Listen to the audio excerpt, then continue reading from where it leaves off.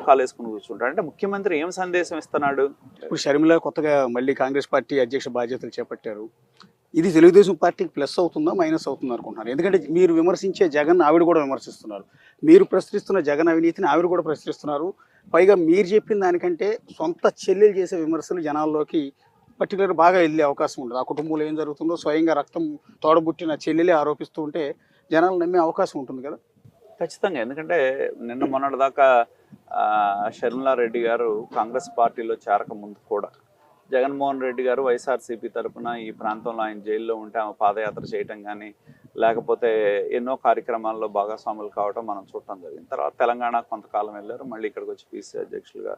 ఎందుకంటే ఏం జరిగింది వాళ్ళ యొక్క కుటుంబంలో అనేది చెప్పేదానిలో మరి ఆమె కంటే చెప్పగలిగే వాళ్ళు ఎవరుంటారు? ఇప్పుడు మేము ఎవరన్నా చెప్పినా, ఇప్పుడు ఇదివరకు రోసే గారు చెప్పాడు, రాజశేఖర రెడ్డి గారే తట్టుకోలేక కొడుకుని బెంగళూరు పంపించాడు దూరంగా అని చెప్పి. మేము చెప్తే ఏమంటారు, ప్రతిపక్షం కావాలని విమర్శలు చేస్తుందని చెప్పి చెప్పడం అనేది.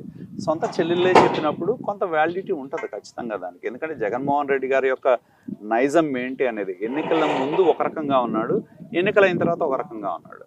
ఖచ్చితంగా అది మనకి రెండు వేసి చూస్తే, ఎన్నికల ముందు ప్రజలను కలవటం, ముద్దులు పెట్టడం, వాటేసుకోవటం ఇవన్నీ చేశాడు. ఇప్పుడు కనుచూపు మేరలో ప్రజలు ఉండకూడదు. ఆయన వెళ్తున్నాడంటే బ్యారికేడింగ్స్ ఉంటాయి, బ్యారికేడింగ్ మళ్ళీ క్లాతులు కడతారు, ఎక్కడికక్కడ పోలీసులు. ఇదేదో ఒక స్టేజ్ సెట్టింగ్ డ్రామా లాగా డోక్రా మహిళలను బలవంతంగా తీసుకొస్తారు, బారుకు నిలబడతారు, ఒక స్టేజ్ సెట్టింగ్ డ్రామా లాగా నడిపిస్తున్నారు. ఎందుకంటే ఏదో ప్రజల్లో ఈయన పరపతి ఉందని చెప్పుకునే ప్రయత్నం తప్పితే ప్రజల్లో తన పరపతి పోయింది అనేది జగన్మోహన్ రెడ్డి గారికి స్పష్టంగా కళ్ళ ముందు ఆయన కనపడింది అనే దానిలో ఎటువంటి సందేహం లేదు. అది ఖచ్చితంగా. ఎందుకంటే నిన్న మొన్న మనం చూసిన ఆయన ఏం చెప్పాడు, ఎడ్యుకేషన్ ఫెయిర్కి వెళ్ళాడు, ఎడ్యుకేషన్ ట్రేడ్ ఫెయిర్కి వెళ్ళాడు. ఆయన ఇలా అక్కడ రాజకీయాలు మాట్లాడతాడు. రాజకీయాల్లో ఏమంటాడు, ఆయనే చెప్పాడు కదా, ఇప్పుడు కేసీఆర్ చెప్పినట్టు నేను ఓడిపోతే నా ఫామ్ హౌస్లో నేను పడుకుంటాను.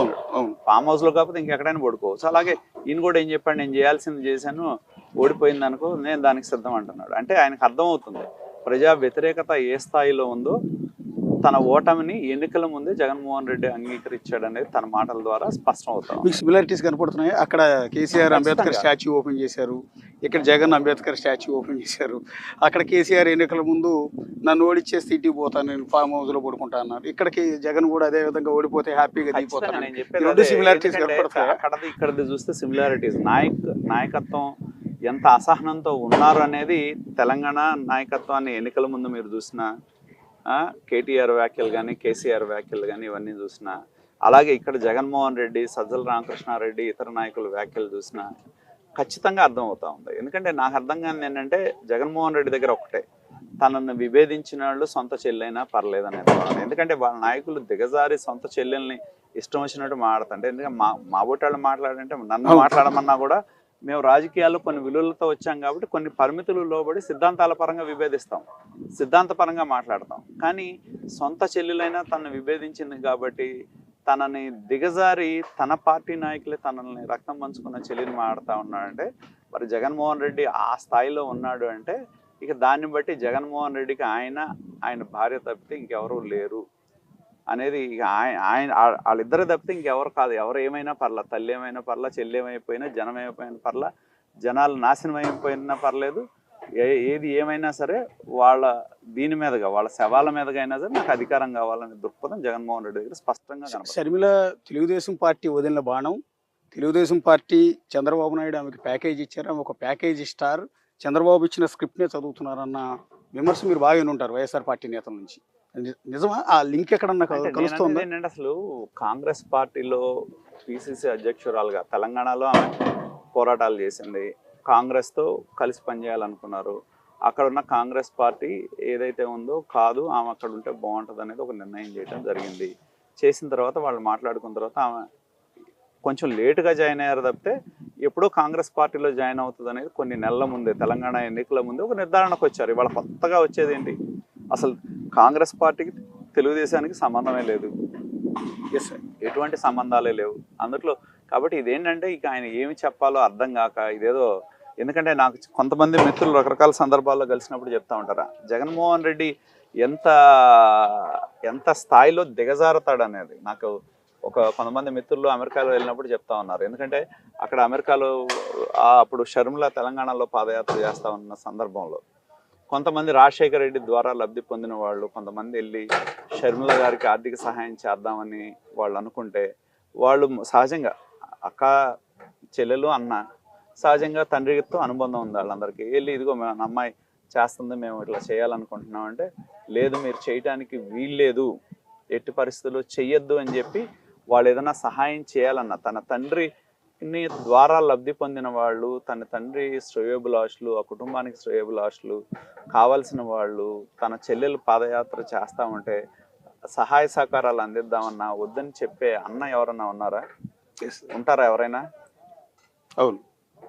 కానీ ఒక జగన్మోహన్ రెడ్డి ఉంటాడు.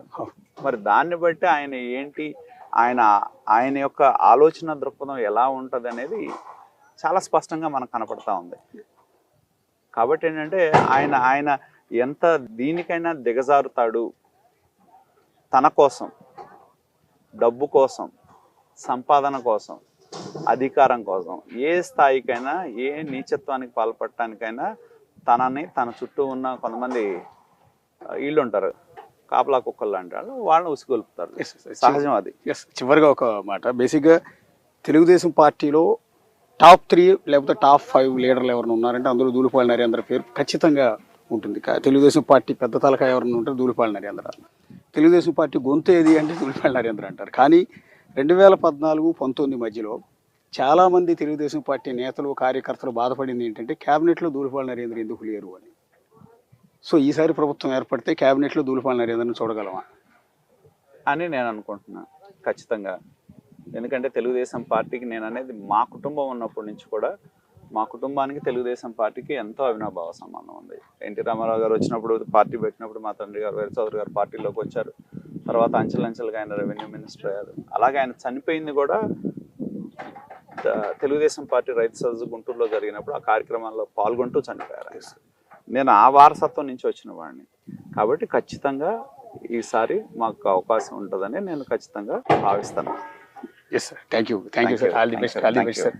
ఇది ధూళిపాళ నరేంద్రతో నేనే ఎమ్మెల్యే కార్యక్రమం. మరొక నాయకుడితో మరొక నియోజకవర్గంలో మళ్ళీ కలుద్దాం. అంతవరకు signing off, this is Ashok.